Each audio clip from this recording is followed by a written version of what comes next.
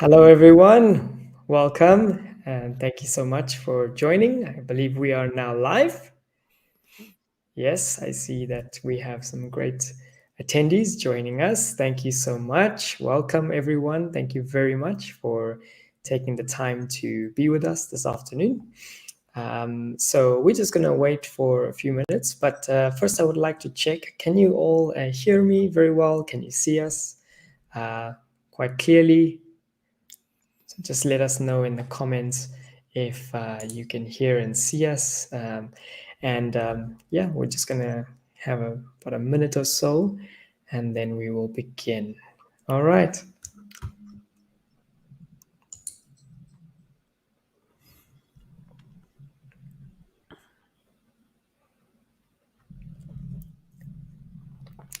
So while we're waiting for some of our attendees to join, I'd love to give you this opportunity to please subscribe and like our YouTube channel.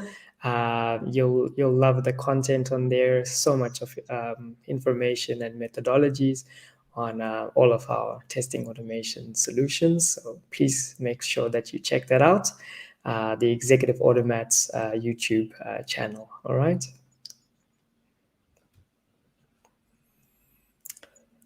Okay, so I'm just gonna wait for a few more seconds. Hello, hello, welcome everyone.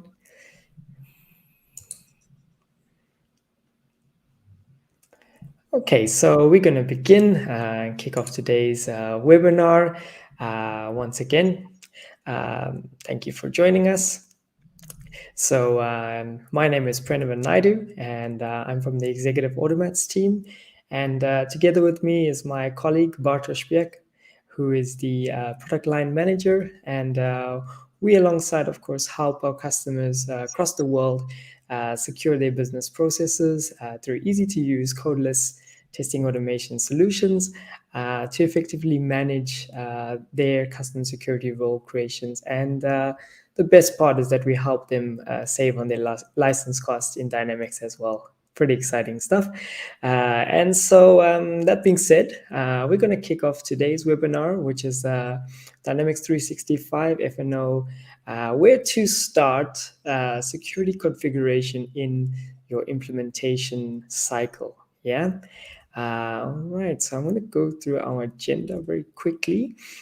Just before we touch on the agenda, something I always love to add is this is your webinar, so we want it to be as positive and interactive as possible. So please make use, of the comments, write your questions, write your concerns. We'd love to, go over all of those later on. We're going to have a lovely Q&A session there. So yeah, any questions, any comments, please make sure that you add them on the chat. So let's go through our agenda quickly. So we're gonna have a quick intro just on security setup, and then we're gonna go into where to define security development on implementation. There's also the next part, which is the environment setup for security configuration. And we're going to also see live how we, do these creation of security and deliver in the packages. This is really, really some cool stuff. And I believe we have something exciting for you, which is the firefighter. And I think Bart is zipped lipped for now. So you guys got to be on here to see that later on in today's webinar. So I would love to now hand over the floor to Bartosz. Thank you so much. Thank you very much, Preston, for the introduction. Hello, everybody, once again, and welcome on the webinar. So, indeed, we're going to talk about a lot today on the security of finance and supply chain management. We're going to walk you through the concepts because we believe that there are not so much of the methodologies and concept how to use, how to create, when to create within the implementation cycle of finance and operations, your security layer. So I'm going to switch back to Miro, which we're going to use today mostly just to give you some concepts. And one of the most important aspects to talk about is that why we do security? We do security mostly for licensing. So basically saying that your finance and operations cost of the license comes from the access rights you give to the users. So if you're going to build it right, you're going to save money on licenses. Then if you're going to think about overall experience of these users, they will be more effective in the learning curve. How they start understanding the system will be much more efficient. Less buttons, less distractions. Whenever they do explore the system, will just bring you quicker value. And of course, last but not least, is the element of the security of the data. So if you are compatible or you want to be compliant with GDPR and you don't want to risk some GDPR fines whenever you do some illegal stuff on the environments, it is good to have not only the security layer but also later on anonymization of the data on the security on the application itself. So that's as a starting point, and let's focus on the environments. So where to define security? As you know, um, even within the implementation process, we can say we've got fits and gaps. Fits, so these are the functionalities which are ready to use by the end user from the standard. So simply saying the standard of finance and operations meets our requirements. We don't need to modify the system. The gaps are the elements which are not complying with us, and we need to modify our application, our finance and operations, with some extensions, new modules to handle the business. Fits, which are defined within the analysis process, they can be converted as well in the moment when they are defined into the security duties straight away when they are designed. And this actually comes the same idea for testing. The moment where we've got sign off that the fit is good enough, then we can start building security for those fits. When it comes to the gaps, so functionalities which are developed by the partner, then after the UAT, so when the partner starts development and it tests internally the functionality, the gap they want to develop to the end customer, when they are ready and they go through the FATs, this is the factory acceptance test. So the factory, which stands here for partner, says that functionality, the gap is ready. They go with the UAT with the business, with the end user, and they say the functionality is ready.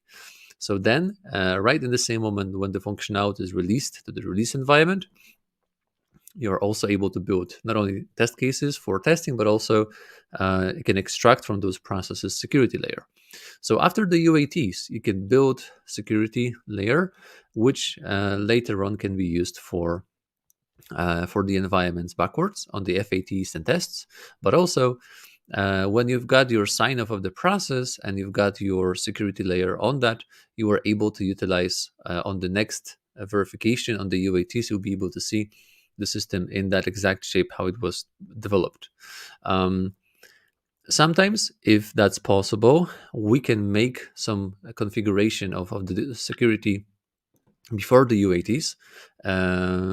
Why? Because we want, I mean, within the UATs, we want to make sure that the end user, which is signing off the system, they see the functionalities in the way how they're going to be actually presented on the production. The risk is here on FATs that if the partner is not actually super sure that it's going to be signed off, and there is always a risk, if they're going to build here not precise security, this might have an impact that this work will be need to be duplicated. So we'll need to do twice the same thing. Some partners, they are aligned with that and they are able to distribute also security access for UATs. We've seen that it works quite nicely, but majority of them, they are investing when they are sure. So after the UAT, they can do the second run to make sure that the security also aligns. And moving forward, if the security layer is developed, we are also able to leverage on the regression testing. So after UATs, If your user accepted the shape, we've built the security, we are able to utilize the security on the regression testing. So when you think about the testing and the security, these elements are very close to each other. And if your tests are done on the system admins only, you will lose a lot of context of the way how system looks like and what kind of limitations user are having. And if you will not have in mind the testing activities when you build and develop security on your sort of timeline of implementation process, you might lose some traction, and users can be frustrated when it comes to the final roles they're going to see, and actually final shape of the system, using the roles they're going to develop, they're going to deliver. So that's kind of something which is important to understand when it comes to the environment, which environment to use um, for security. So this is our second point. It is good to have an idea where we're going to have our security backup. This means that in our structure of the environments, starting from development environments, builds, tests, FATs, UATs, regression, so on. You might not have all of those, but you may have fraction of, or a few, let's say even two or three of this whole structure. But it is good to have a one separate environment called development security, or even UAT security, where we are having our backup of the security model, and also the place where we are able to verify with the users the shape of the security. Why is that? Development security is important because this can be considered as our backup layer. So each modification is done there, and then package, which means that the role which is delivered can be sent to the another environment when the users they can verify the shape of that. So if you're going to utilize for that UAT layer, that's good enough. If you're going to build UAT security, that's also a very nice approach. If you're going to go here, I'm going to show you an example how we work on the security development environment and how we are delivering application in packages. So one of the problems with the security is also the delivery of specific or certain roles. If you think about AX 2012, and you're going to have in mind the way how it was organized, in AX 2012 we were using roles, duties, and privileges, which were physical objects in AOTs. So we were able to export them by XPOs. This was more physical. In finance and operations, we are mostly running on that table model, which is on every environment. It can be imported and exported by the standard functionality called import and export in security configuration module. It is available just for your understanding here. In the security configuration, there is a import and export of the security layer from the whole system. So you are able to take from your UAT environment or your development security environment to your UAT in here, whole security layer, and import it just in here to have all changes that you've done to the endpoint. The standard of the system, due to the fact that it takes everything, doesn't give you the chance to be more precise. And if you're going to modify one row, then whole problem becomes more heavy because you might not want to take all modifications from this specific environment and just move selective rows which are published or so-called verified. Executive automates for security setup. Our in-house application supports this delivery, and this is one of the nice game changers which are helping you build your security in a more agile way. And how we actually build security in AX, or more likely right now in finance and operations. Um, for that, we've got another graph, and let's start with understanding of what we want to do. We want to understand the whole hierarchy of the organization. We want to distribute or understand what kind of positions you've got in the organizations. Like we've got some CTOs, we've got some marketing managers, we've got software developer manager, we've got some product department people, we've got sales directors and salespeople. So we want to distribute your whole organization to build organization structure to understand what positions are actually in here, and then what we want to do is we want to understand process by process what they handle. So we want to take that specific person from project management. We want to take the specific person from trade and logistics and ask them, please explain to us what processes you handle and what is the name. And now we'll be able to record them for the security extraction. And then out of each process, we build a duty. So from this approach, we are not any longer utilizing the standard APQC list of the processes which are delivered in the system. We are trying to build actual duties which are based on our actual processes to avoid situation where we don't know exactly which is in the duty, what is existing there, and we are overpaying on licenses, or we are unable to build segregation of duties due to this complication. So if you're going to do this understanding of what people are doing in the system, you're going to build the duties out of that. You'll be able to record those processes using application like executive automats or task recording in the system. Then you do process to security duty conversion. You do quick verification of the license if you would like. That's optional thing if needed. And you can do quick verification of the users if the process which is converted to duty aligns with the user needs. So we are doing a sign off if that particular process can be actually is sort of fitting the requirements. It can be included into the final role, which will go then to the production. If they're going to be gap, we do reiterations. So we utilize another standard functionalities or our extensions to find those small points which were missed, and then we are building the security layer for that specific role. Then we switch back to the next position. So we simply say, we've done the process for Matt Damon. Then we can go to Jimmy Kimmel and build for his role.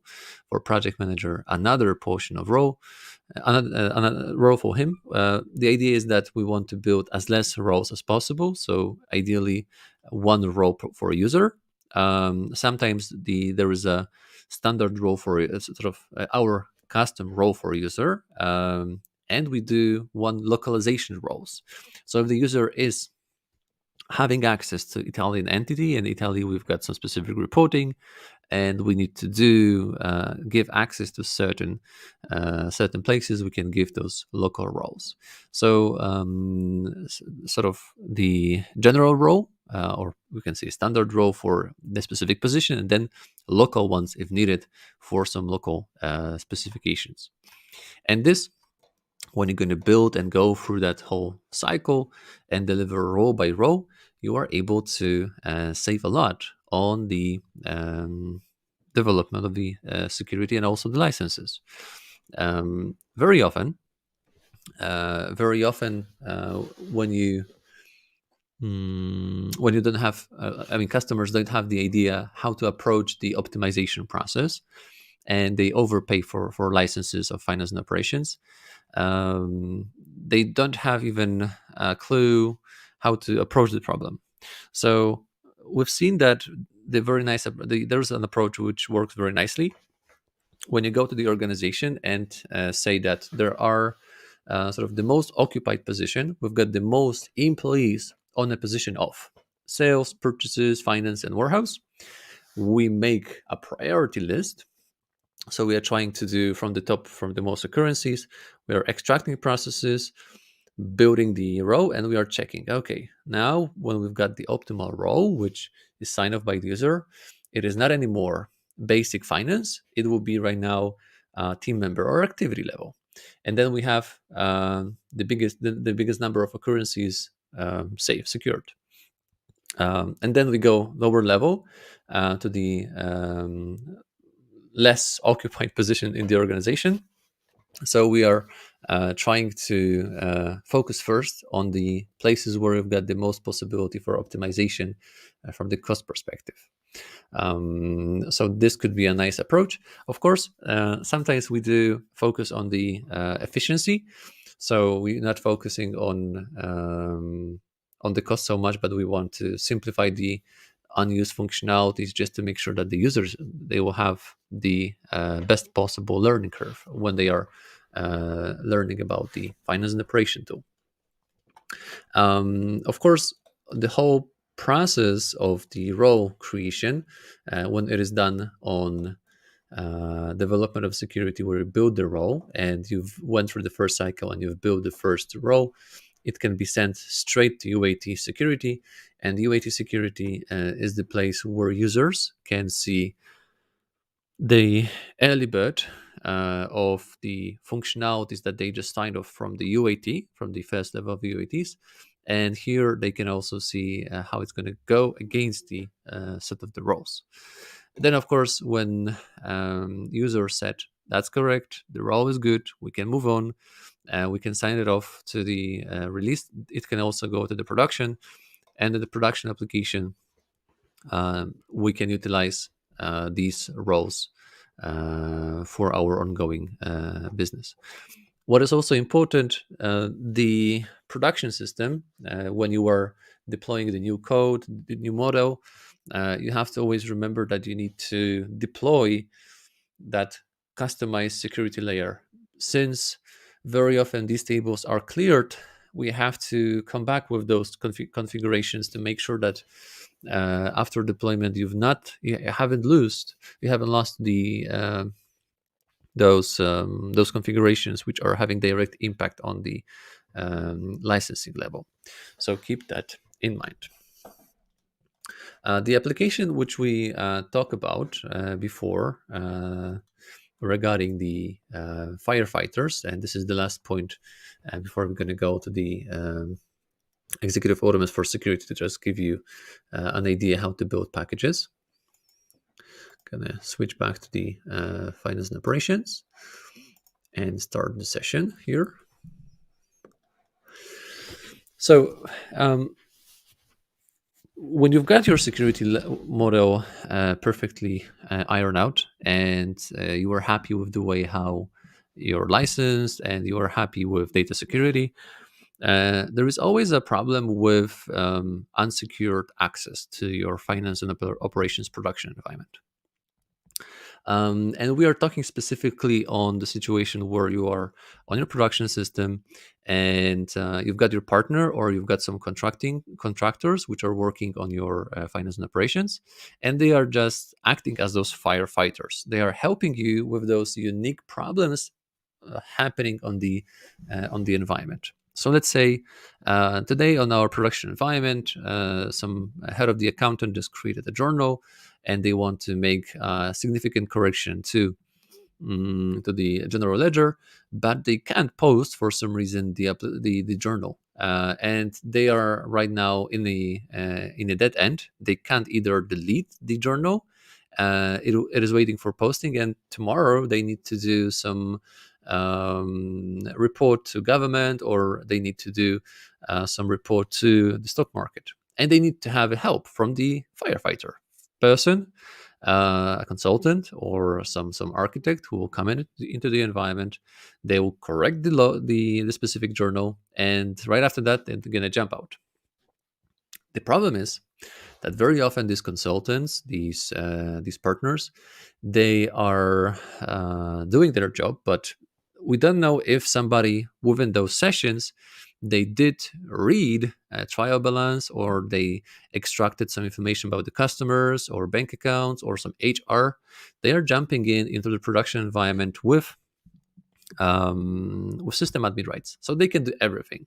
To prevent the situation when within helping you they extract the data, we've built something called firefighters. And the firefighter concept is very well known in SAP, and this is something which exists in SAP for a long time. But finance and operations didn't have that. till now. And the concept is that whenever you want to start the firefighting activity, you build a new firefighter. So you create a new session, and you have to just create but deactivate the user in Azure Active Directory, and they'll then tell, okay, there will be a Brook coming into our system, and since the problem is today, I can schedule this to happen today at, let's say, 5 p.m. CT, and I would love to make this session valid up to um, 8 p.m. So they're gonna have 3.5 window of opportunity to fix the problems, and then whenever they're gonna end up, this functionality will close the session. So session will be deactivated and you'll be secured.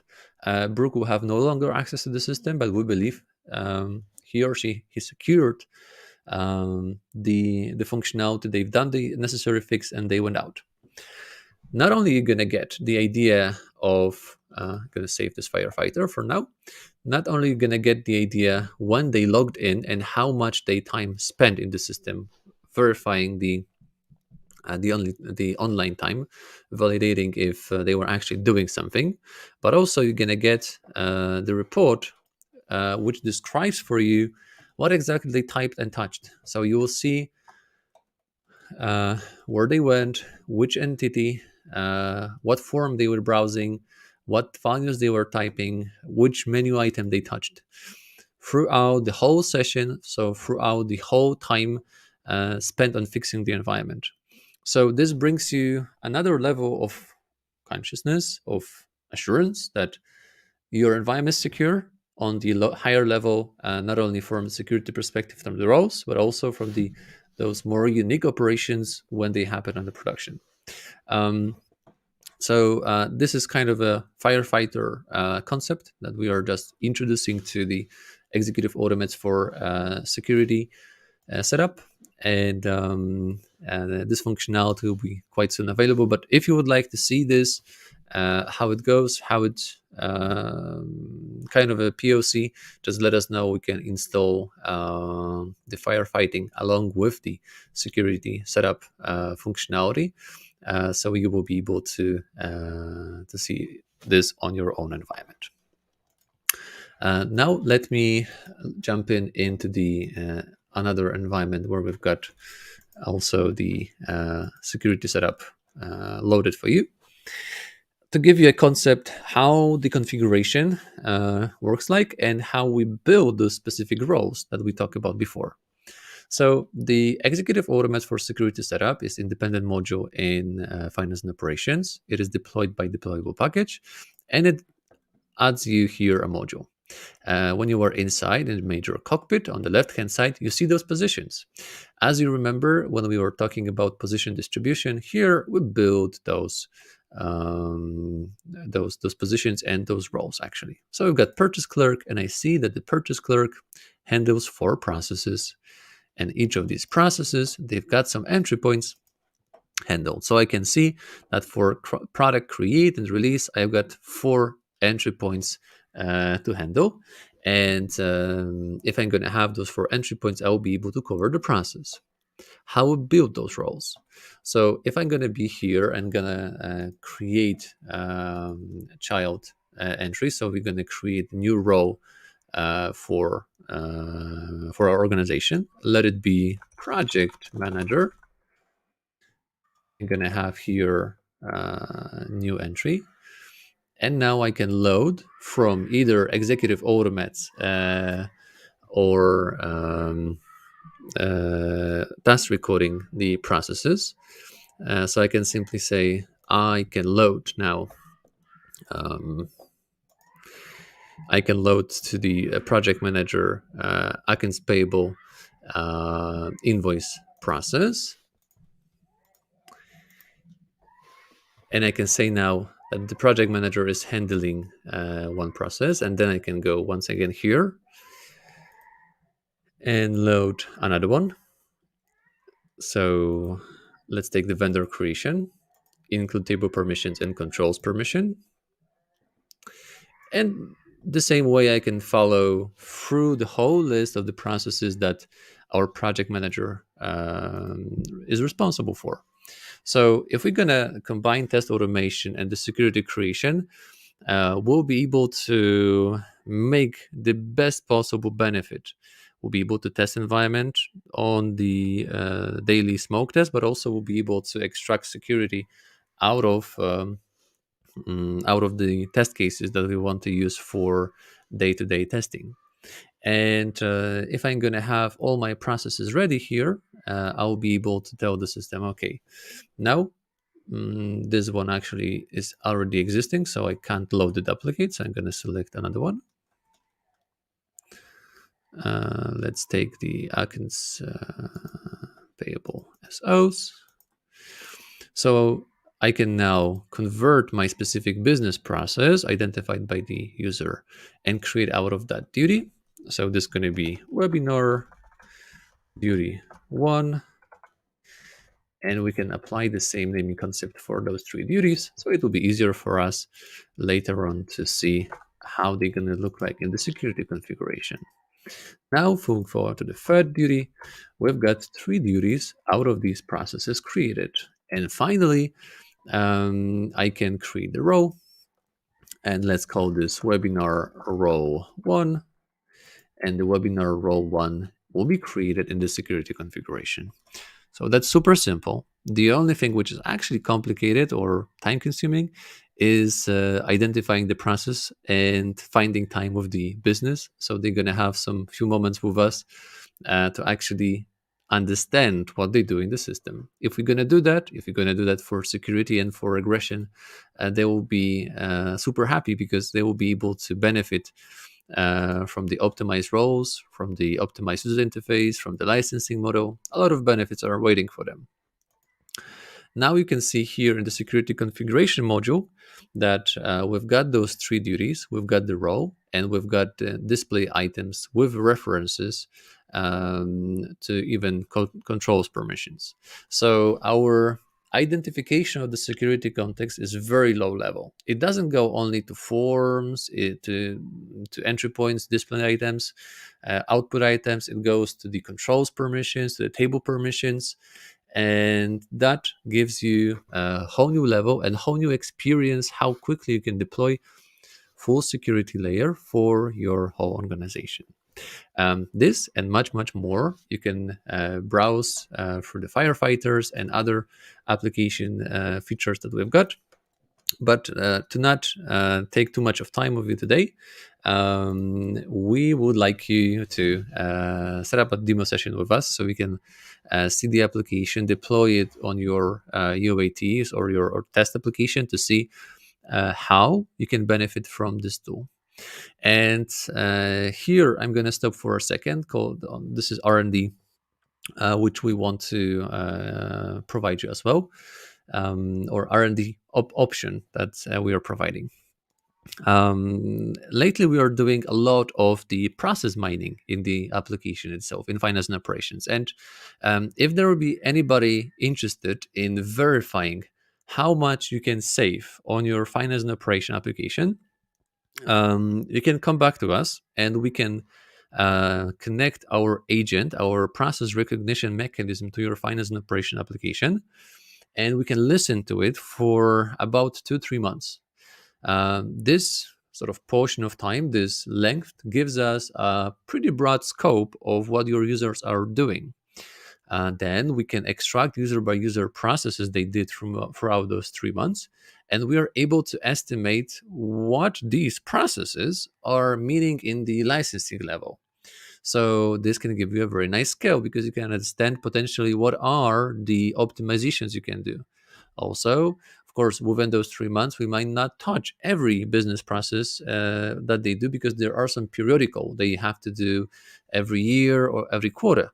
But most of that is very nice feeling of what you can get from the license optimization.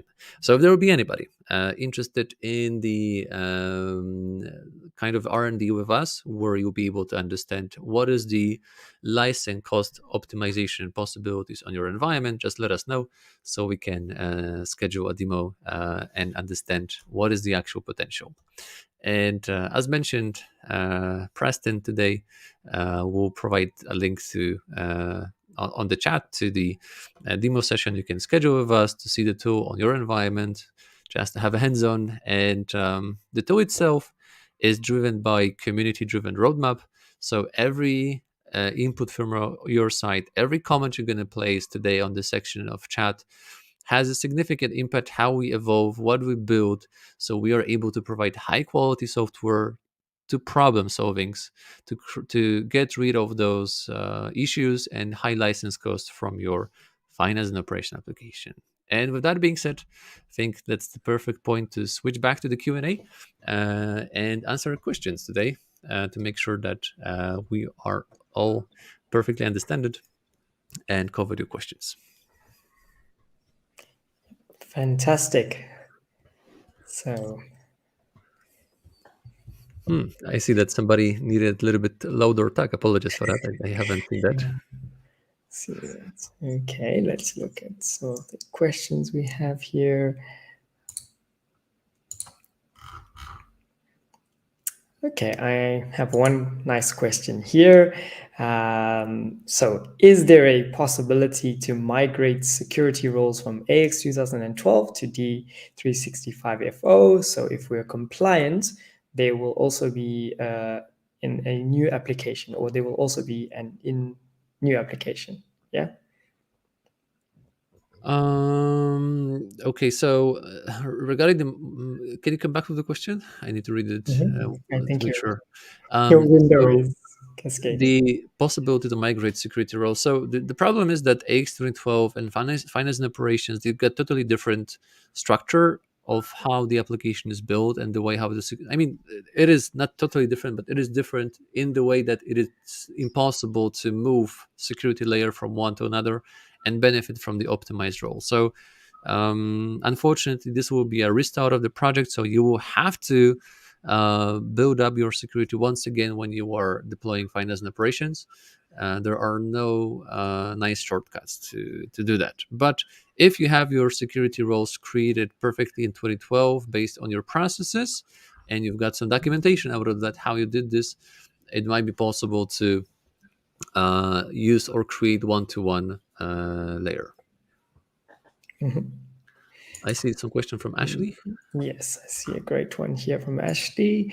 Ashley is asking, does the tool work on cloud-hosted environments as well as Microsoft Tier 2 environments? Yes, the application works on any finance and operations environment. It can be tier 1 or tier 5, so you can install it anywhere on cloud, on premises. The POC is just sort of limited to the license, which means to your finance and operations license, which is applied. So that's all. Okay, we've got the second one from Ashley.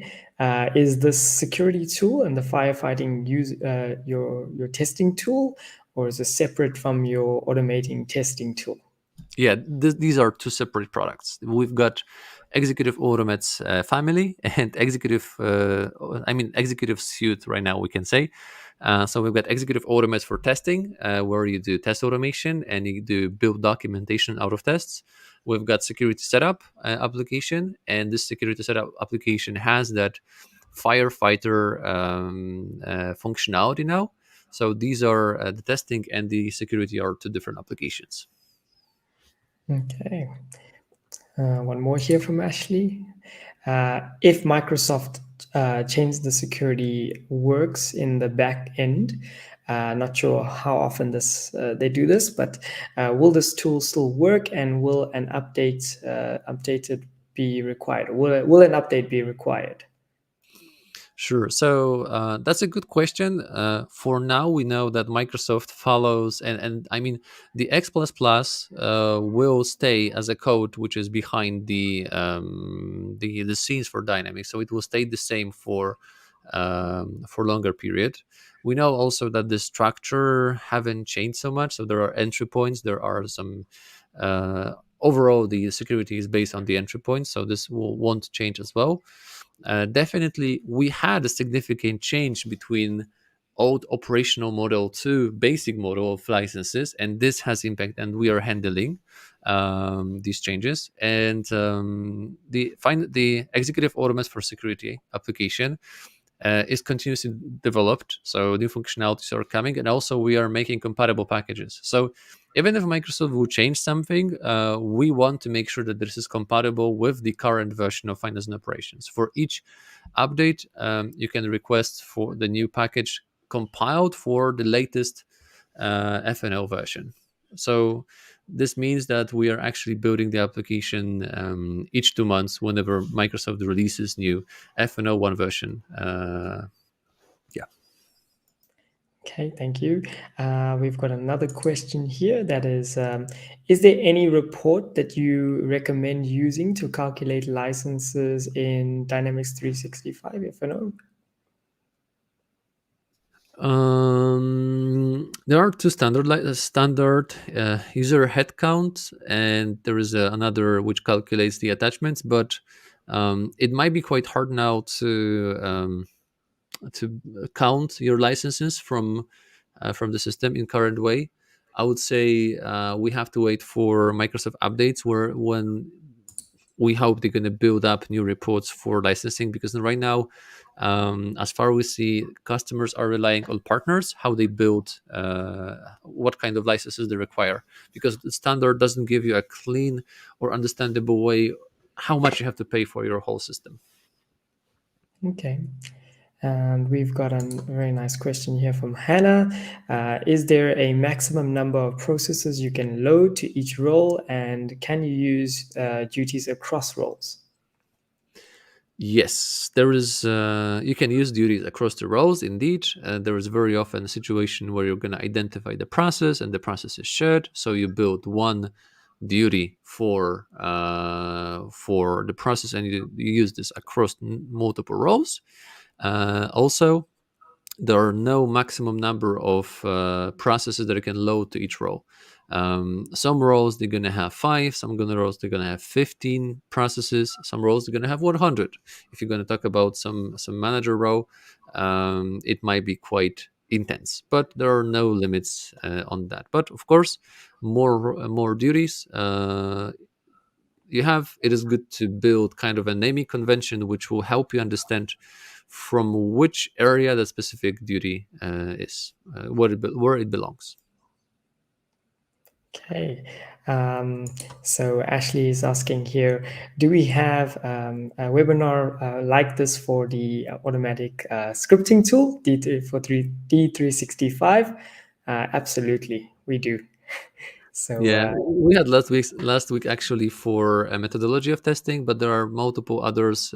We are doing that practically each month, so we're gonna definitely follow up with you with some link to the webinar, which addresses exactly the test automation, depending on your needs. But also, we can set up another session where you can discuss that more in detail, to sort of understand firstly what your expectations, and then show you on sort of examples how you can use this another tool for test automation.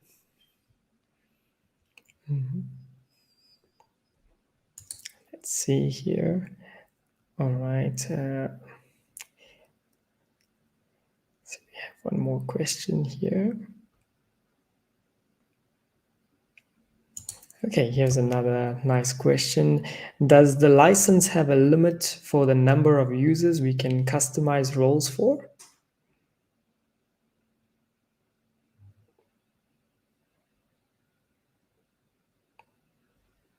No, there is no limit of users that you can customize roles for. That's kind of a every project is different, and there are no limits on that. You can um, yeah, you can create a limitless number of duties and roles with this.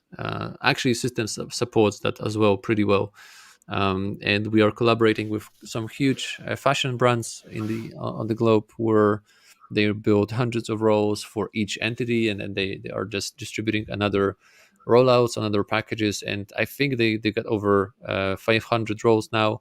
We've also did actually I did in 2018, I think it was, or 19, 700 duties for one company. So yeah, this can be quite significantly big. All right. We've got another question from Ashley. Do you charge per environment for your tools or products? You mentioned a family pack. Yeah, so this application is charged more for customer. So you as a customer, you are just purchasing product for your applications, your environments. We are trying to keep it simple because, as I was showing it, the every customer can have different approach on number of applications, the environments itself.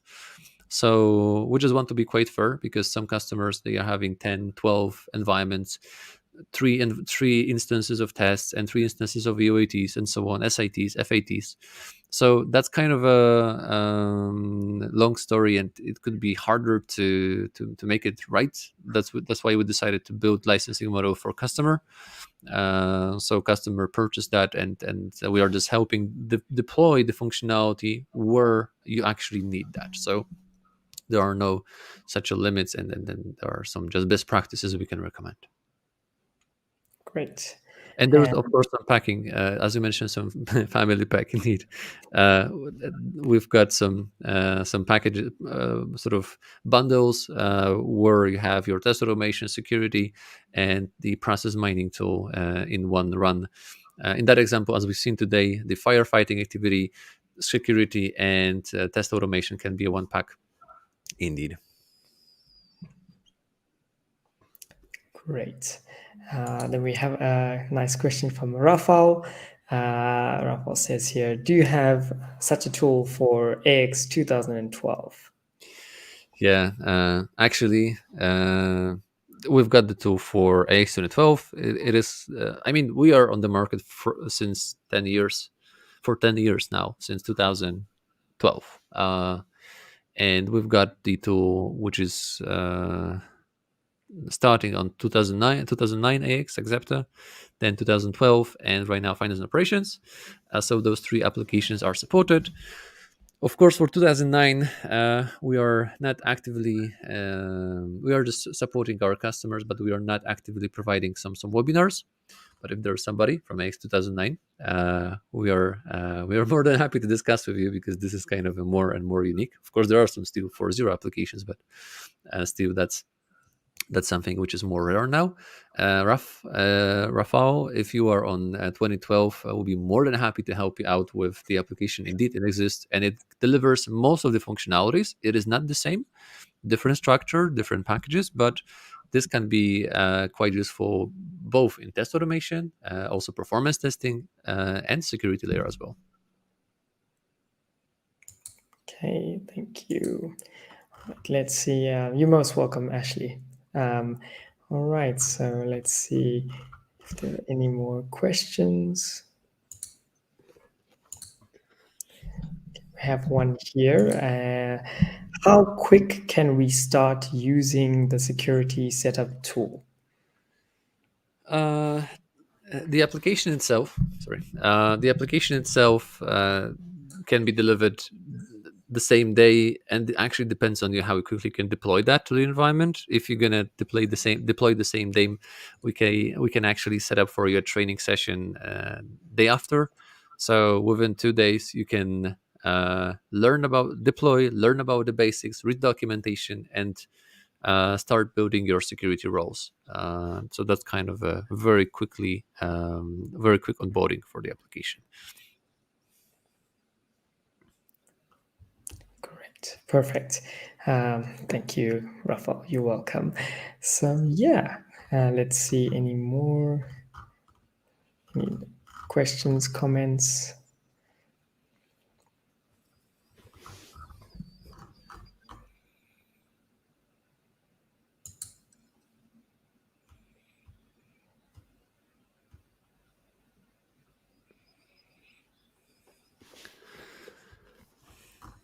All right.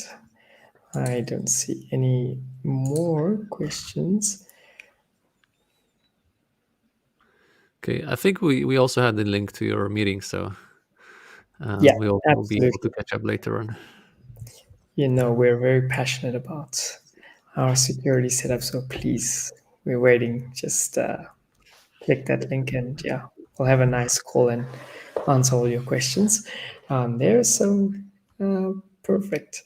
Thank you very much. So I guess from our side, if there's no further questions, of course, as you've got our all details, please reach us. Feel free to again subscribe, like our YouTube channel. So lots of stuff for you to see there, and follow us, of course. You'll see more webinars coming up later on in the quarter as well. And so, yeah, from our side, we'd love to thank you so much for being with us today. And yeah, we hope to see you very soon. And yeah, please connect with us so we can begin your trials. And yeah, enjoy your week, everyone. Thank you so much. Cheers. Cheers. Bye bye.